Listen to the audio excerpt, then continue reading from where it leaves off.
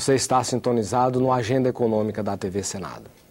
Os países integrantes do G20, o grupo que reúne as 20 nações mais ricas do mundo, entre elas o Brasil, vão ter uma reunião de cúpula em novembro para tentar criar regras que ponham algum ordenamento na flutuação das moedas dos seus países e interrompa a chamada guerra cambial.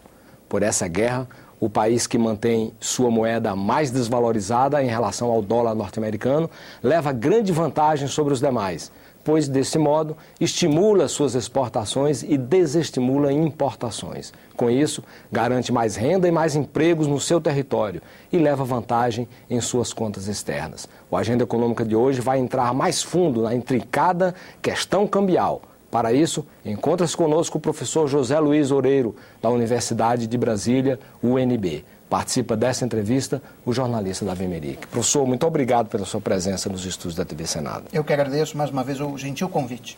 Professor, Bretton Woods foi um acordo importantíssimo no pós-Segunda Guerra, em que se fixou ali um conjunto de regras básicas de convivência entre os países, inclusive na questão cambial. Eu queria que o senhor fizesse um pouco um paralelo, quer dizer, como é que funcionou o sistema de Bretton Woods, por que ele faliu, que ele depois ele morreu, e como que é hoje, como é que funciona hoje a convivência entre as moedas de todos os países. Bom, Bretton Woods foi um caso excepcional, talvez, na história do capitalismo mundial. Por que foi um caso excepcional? Porque você estava terminando a Segunda Guerra Mundial, quer dizer, na verdade o acordo de Bretton Woods foi feito em 1944. Bretton Woods é o nome da floresta canadense, né, em que se encontraram os ministros e economistas das principais nações que haviam vencido a Segunda Guerra Mundial, leia-se basicamente Estados Unidos e Grã-Bretanha, né? Bom, a ideia era formar uma nova ordem econômica mundial e as pessoas tinham muito claro uma coisa, que nunca mais deveria ocorrer uma crise como a crise de 1929. A crise de 1929, ela significou não só o quase fim do capitalismo, mas o quase fim da democracia. Quer dizer, vale lembrar, né, que com a crise de 1929, nós tivemos na década de 30 a emergência dos regimes totalitários na Alemanha, na Itália, enfim, e mesmo nas democracias ocidentais, os regimes mais democráticos e liberais passaram a ficar mais desacreditados. Então, havia esse desejo por parte das potências vencedoras da Segunda Guerra Mundial de que nunca mais se repetisse a crise de 1929. E um diagnóstico comum na época é de que a gravidade da crise de 1929 ela havia sido causada por questões de câmbio e de balança comercial. Mas é incrível que a crise é de 29 dos anos 30 e o acordo só depois da Segunda Guerra em 44. Bom, porque aí também de 1939 a 1945 não dá para você fazer acordo nenhum. Quer dizer, o que aconteceu de 1930 a 1939 foi algo muito similar ao que a gente está observando agora, uma guerra cambial, em que os países tentavam se livrar dos efeitos da crise, principalmente sobre o emprego, praticando uma política que é uma política de empobreça seu vizinho. Ou seja, você desvaloriza a sua taxa de câmbio para então conseguir exportar mais para os outros países, importar menos, e com isso você, no fundo, estava fazendo uma política de exportação do desemprego. Bom, mas como todos os países tinham o mesmo incentivo, ou seja, todos tinham incentivo a desvalorizar suas moedas contra as dos outros, o resultado final é que ninguém se beneficiava. Na verdade, o volume de comércio caiu muito na década de 30, e aí abriu espaço para soluções, vamos dizer assim, totalitárias, as soluções do nazismo e do fascismo. O senhor vê alguma semelhança com a crise cambial que estão comentando hoje no mundo, com 29? Olha, semelhança tem, tá? No seguinte sentido, de que se trata de uma resposta a uma crise econômica. Quer dizer, concretamente, esse episódio que nós estamos vivendo agora de crise cambial decorre do fato de que a economia americana ainda não se recuperou da crise de 2008, após a falência dos Lehman Brothers, né? Os instrumentos tradicionais de política econômica para lidar com problemas estão esgarçados. Por exemplo, a política fiscal, e aí acho que foi um erro do presidente Obama, ele foi muito tímido no seu pacote de estímulo fiscal quando ele tinha condições políticas para fazer, né, que é logo no início do seu mandato. Fez um pacote de apenas 750 bilhões de dólares, que era um pacote que vários economistas, inclusive Paul Krugman, diziam que havia um grande risco de não funcionar por ser um pacote pequeno.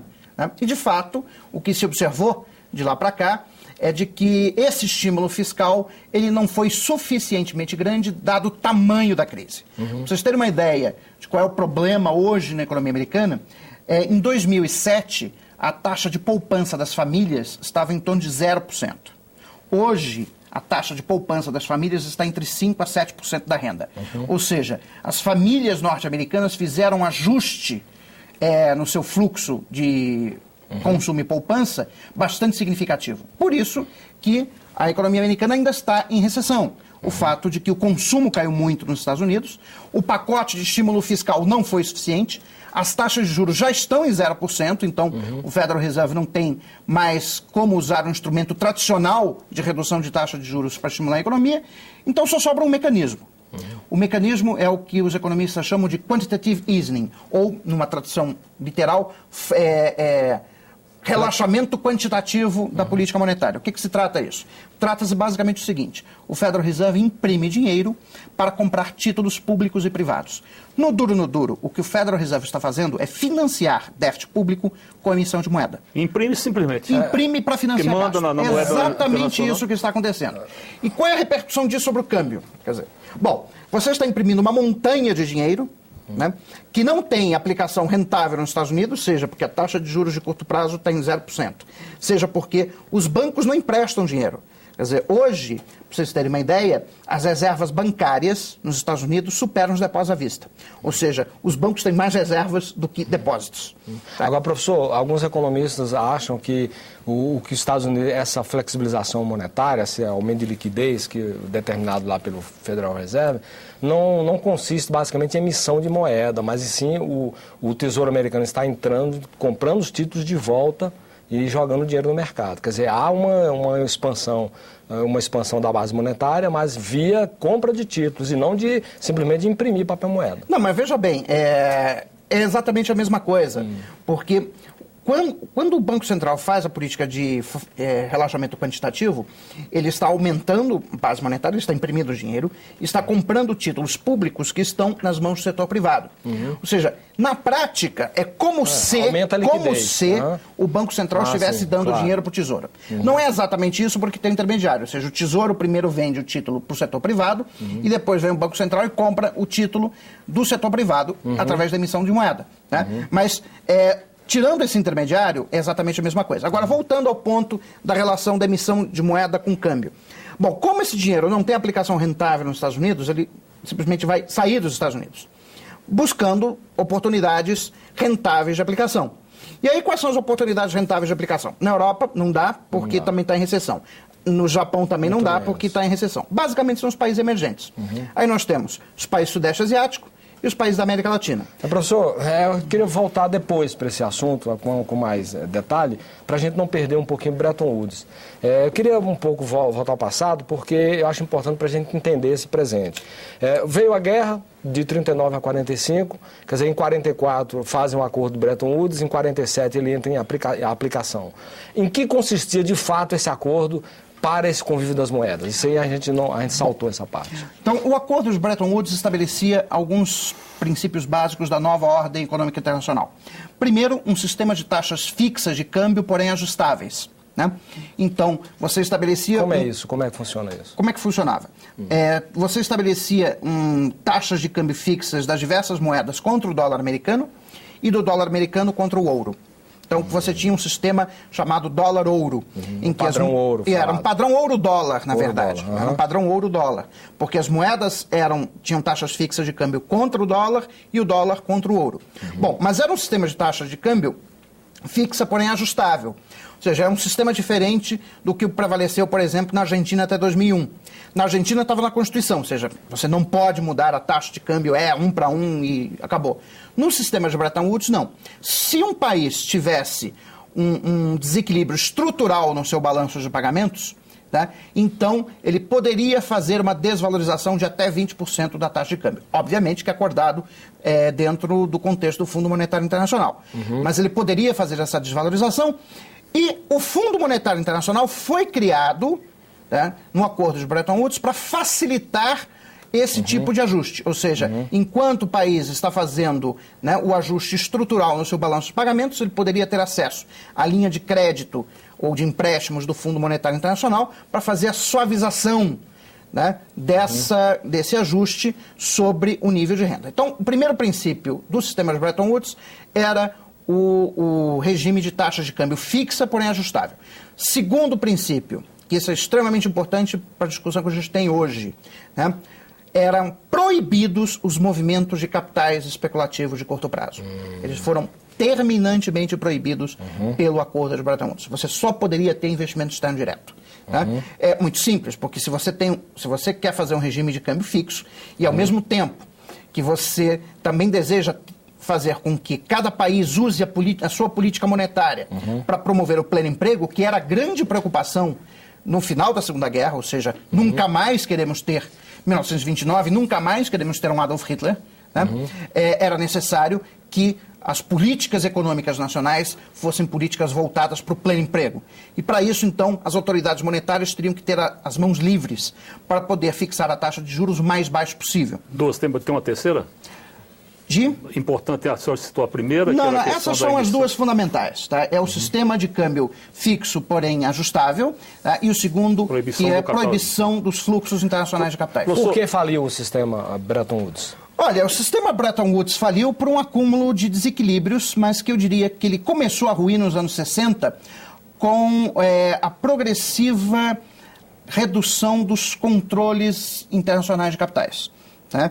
Você teve o chamado mercado de eurodólares nos anos 60 para reciclar, né, os superávites crescentes dos países produtores de petróleo. Isso foi criando uma série de janelas dentro do sistema que aos poucos foram minando o regime de Bretton Woods desde dentro. Um outro elemento também importante na falência do regime de Bretton Woods foi que os Estados Unidos foram, ao longo dos anos 50 e 60, acumulando déficits comerciais crescentes, principalmente com os países europeus, né? O que fez, por exemplo, que nos anos 60 o general Charles de Gaulle simplesmente quisesse converter todas as reservas em dólares que a França tinha por ouro. Né? O de Gaulle tinha um pouco dessa coisa, né, de querer brincar com os americanos de vez em quando, né? Pelo menos para eles encher a paciência. Né? Então, isso foi minando, a própria guerra do Vietnã também foi minando o sistema, na medida que a inflação nos Estados Unidos foi ficando mais alta do que no resto do mundo. E aí, em 1973, o presidente Richard Nixon ele suspende a conversão do dólar em ouro, o que na prática significou o fim do regime de Bretton Woods. Nessa primeira quinzena de novembro vai ter a cúpula aí do G20. O senhor acha que pode ser um momento para se buscar um novo acordo, se não igual ao de Bretton Woods, pelo menos na mesma linha? Olha, eu acho muito difícil. Como eu disse, o acordo de Bretton Woods foi feito num contexto excepcional. Os Estados Unidos emergem da Segunda Guerra Mundial como a potência, indiscutivelmente a potência hegemônica, tanto no campo militar como no campo econômico. 50% do PIB do mundo, em 1945, é produzido nos Estados Unidos. Né? Então, os Estados Unidos pôde impor ao mundo uma ordem econômica internacional que, diga-se de passagem, era uma ordem boa. Tá? Permitiu a fase de maior prosperidade das economias capitalistas na sua história, que foram os anos de 1945 a 1970, que os historiadores econômicos chamam de a idade de ouro do capitalismo. Foi o período em que todos os países capitalistas cresceram mais, distribuíram mais renda, tiveram inflação mais baixa, etc, etc. No próximo bloco nós vamos ver as mudanças no Fundo Monetário Internacional. Aguarde.